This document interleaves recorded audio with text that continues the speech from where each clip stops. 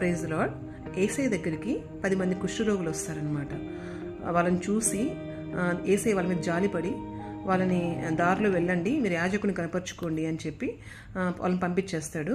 So వాళ్ళు వెళ్తున్నప్పుడు దారిలో ఆన్ ద వేలో వాళ్ళకి అందరికీ హీలింగ్ వస్తుంది అనమాట. అందరూ స్వస్థపడతారు. సో అప్పుడు కుష్ఠరోగం ఉన్నప్పుడు అంటే అది జబ్బు ఉందా లేదా పోయిందా అనేది డిసైడ్ చేసేది యాజకులు. సో అందుకని అది పోతుంది. సో యాజకుల చేత కన్ఫర్మ్ చేయించుకొని మీరు ఊర్లోకి వెళ్ళండి అన్నట్టు దేవుడు వాళ్ళకి ముందే చెప్పేస్తాడనమాట. సో ఈ ప్రాసెస్లో 10 మంది హీల్ అవుతారు. కానీ ఒక్కడు మాత్రమే వెనక్కొచ్చి యేసయ్యకి థ్యాంక్స్ చెప్తాడు. అతడు కూడా అన్యుడు అనమాట.